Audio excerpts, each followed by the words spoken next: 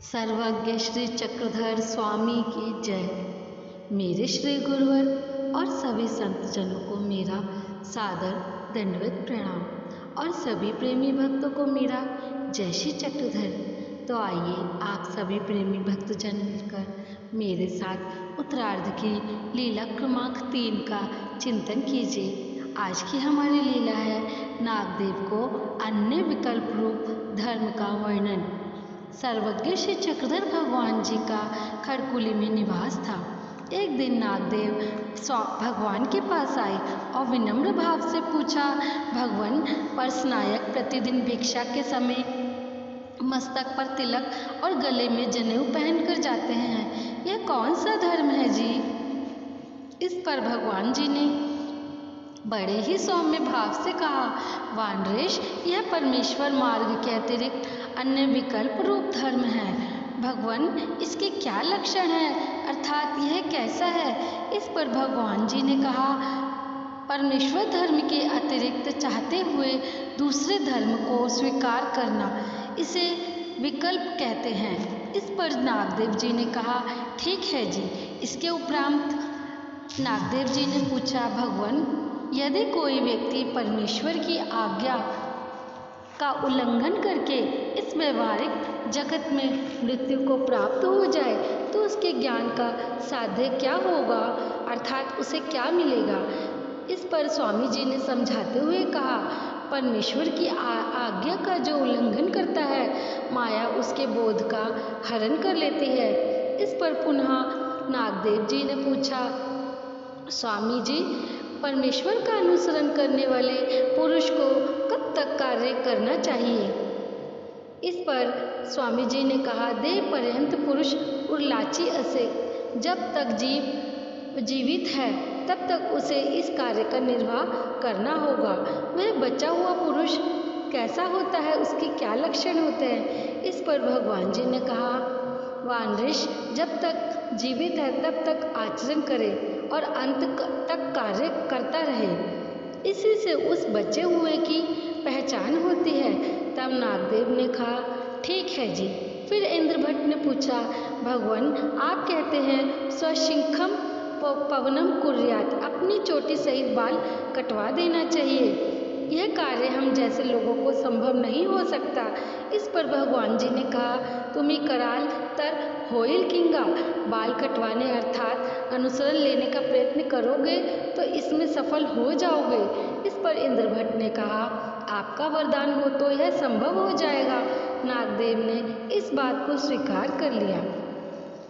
लीला का हेतु है यह न भगवान ने नागदेव के प्रश्न का समाधान करते हुए बताया कि देवता धर्म विकल्प रूप है जब इसे अपेक्षापूर्वक कोई अपनाता है।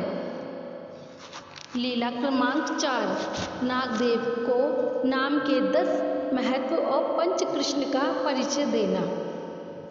सर्वज्ञ श्री चक्रधर भगवान का खड़कुली में निवास था। एक दिन प्रातः सारस्वत काल के समय नागदेव ने भगवान जी से प्रार्थना करते हुए कहा, भगवान, आप मुझे सिमरन के विषय में समझाएं जी। मैं आपका नाम सिमरन करूंगा। इसके अतिरिक्त मेरे पास आपके भजन पूजन के लिए अन्य कुछ भी नहीं है। इस पर दयालु भगवान जी ने कहा, परमेश्वर को तो आंतरिक हृदय से याद करना चाहिए। परमेश्वर का भजन पूजन करने के लिए बाहर की किसी भी वस्तु की आवश्यकता नहीं होती। उसका भजन पूजन, उसका नाम सिमरन, चिंतन, याद करना, ज्ञान का मनन करना चाहिए। फिर भगवान ने नागदेव जी को समझाते हुए कहा, वानरेश, हमारे बीज मंत्र का सिमरन करना चाहिए। 5 नामों का गुणगान त्रिकाल करते रहना चाहिए। फिर 5वें नाम का निरंतर सिमरन करते रहना चाहिए। इससे 10 लाभ होते हैं। भगवान ने नाम सिमरन के 10 स्थान और 10 लाभ स्पष्ट किए। नामे वेद, नामे बोध, नामे अनुसरण, नामे सिमरन, नामे सकल निरोध परिहरी, नाम वाजत वाराधरी, नाम पढ़ते आकाश धरी, नाम एते विघ्न हरी, नाम सहायता करी, नाम प्राप्ति ते करी। नाम सिमरन करने से भगवान के प्रति आकर्षण उत्पन्न होता है। नाम सिमरन से ही भगवान से ज्ञान की प्राप्ति होती है। नाम सिमरन करने से ही भगवान का अनुसरण, अनन्य गति शरण जाना संभव होता है। नाम सिमरन से ही भगवान का सिमरन होता है। नाम सिमरन से ही सभी निरोध रुकावटें समाप्त होती हैं, अर्थात अनाधिकार समाप्त होते हैं। नाम सिमरन आंधी तूफानों बवंडर से रक्षा करता है।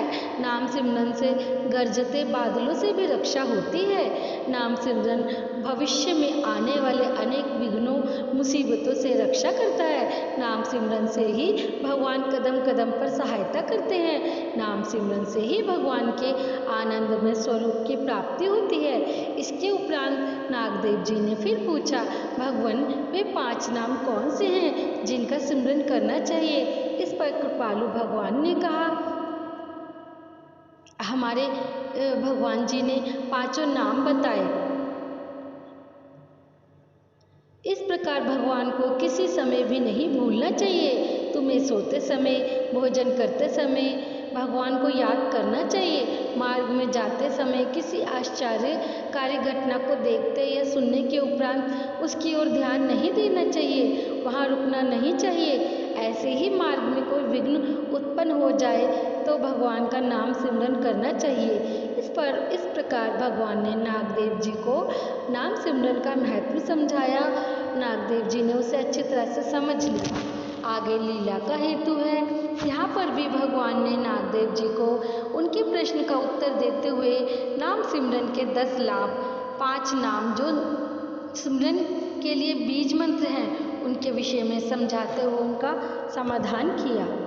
तो ये थी आज की हमारी 2 लीलाएं, बहुत सुंदर। आप सभी प्रेमी भक्तजन इन लीलाओं का चिंतन अवश्य करना और मुझे आप कमेंट करके बताना मेरी लीला आपको कैसी लगी। मिलते हैं कल एक नई लीला के साथ। तब तक के लिए आप सभी प्रेमी भक्तों को मेरा जय श्री चक्रधर।